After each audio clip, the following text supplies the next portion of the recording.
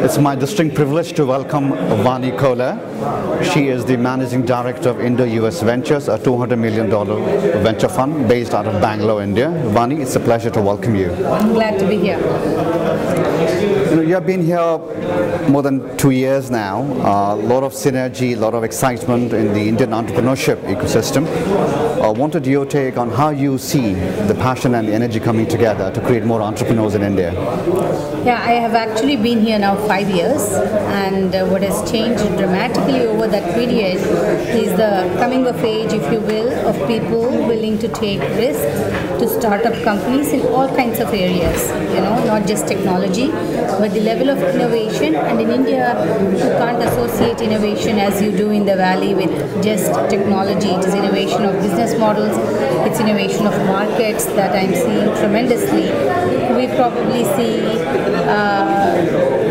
300 to 400 companies or entrepreneurs in a year.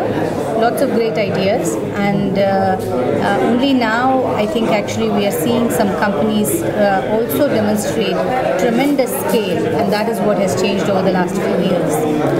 Where do you see the excitement coming from? One could be people like yourself who have been achievers before and people want to emulate your successes, or is it purely driven because there's money or the hope for money? What do you think are the drivers for this? Well, I think first of all, it is driven by opportunity, and money is a byproduct of that and is an essential byproduct of that, because that's what is prime mover of motivation at some level. But I think fundamentally there are many markets or opportunities in India that have opened up. For example, this afternoon I have a panel where someone has started a car rental company, but with strong technology background. And it's something that you can't do in mature markets. So in developing markets, we have invested in a pharmacy chain, for example. So everything is going towards organized, everything is going towards better customer service and better consumer products. And with the GDP at 8+% and consumer growth and consumer aspirations at an unprecedented level here, I think there are many areas that are opening up. Healthcare, education. We recently saw a preschool company which has grown in 2 years to more than 200 centers. So the kind of growth that is possible today for an entrepreneur who wants to take risks in almost any area, healthcare, education, infrastructure, internet, so on and so forth, I think that's what is fueling the entrepreneurial dreams. You were also mentioning earlier that there are corporate executives who are now looking to become entrepreneurs. Correct. How do you see that dynamic playing out? Yeah, for a long time, I'm sure my generation, there was no notion of being an entrepreneur if you did well, and well was defined by corporate success, right?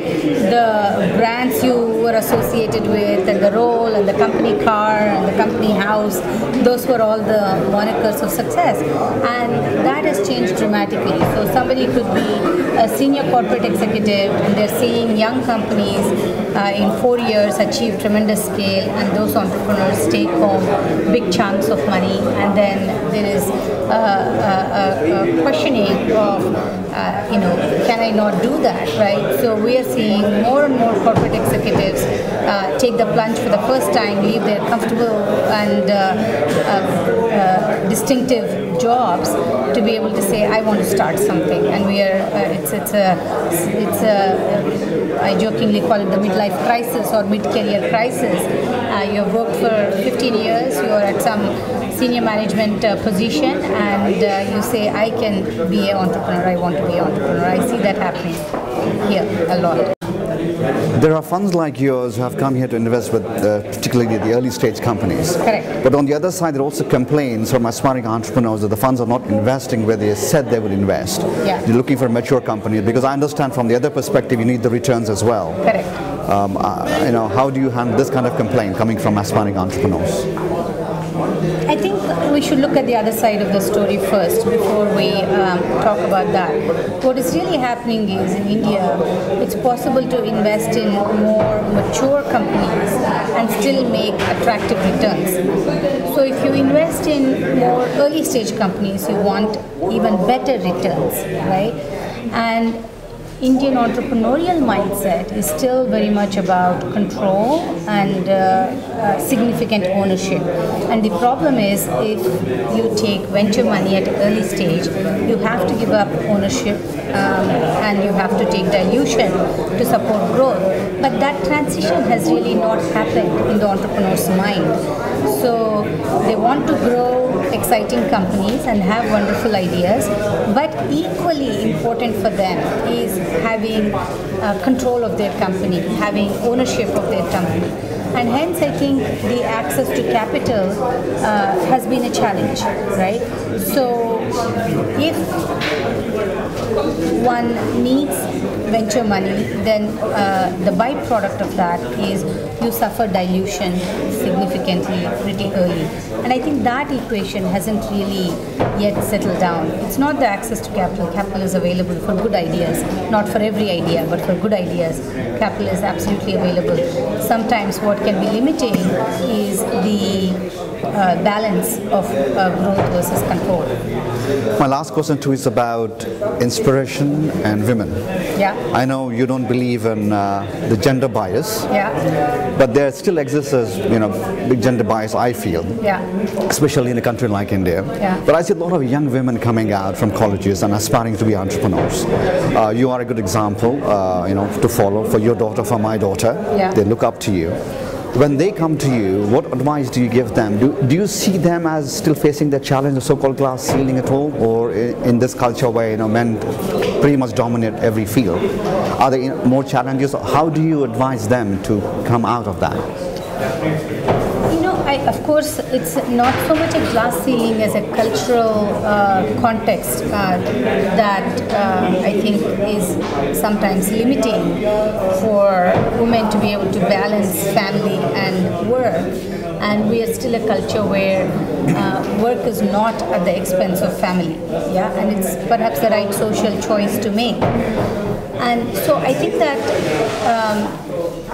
that's probably the biggest struggle for women to pursue entrepreneurialism and so forth aggressively. But it's very heartening. I see number of spouses together starting companies, and that's fantastic. I've also seen number of women just out of college, which is where they probably have most flexibility in terms of their life balance, starting companies. And so I'm very, very hopeful that when the right role models are established for that, in terms of women in India succeeding, young women in India succeeding and being at the helm of their companies, then more and more will follow suit. I think the gender bias is only exists until you are willing to erase that by crossing over the hurdle. The hurdles are real, but the first few that cross over the hurdles change the status quo. There's one important question I just thought of, which is the funding of startups and the exits. In Silicon Valley, we have a different model because we look for exits. You have had a fairly successful track record of investing in companies. How do you see yourself mentoring them and helping them take to the exit stage? How different is it from Silicon Valley? Yeah, I think it goes back to the question around leadership, and as the company grows, evolution or evolving leadership is again something we need to get comfortable with, and that can further and further maximize the value of the companies. But exit in India, I think Indian IPO market is very, very vibrant, and it's absolutely a valid exit path, and so is M&As. But I think again it goes back to the question of control. I think if one says I want to build shareholder value versus I want to manage my ownership and control, then I think exits in India are actually looking very, very attractive. Vani, it's a pleasure. Like always, thank you so much. Thank you, Mateen. Take care. Bye-bye.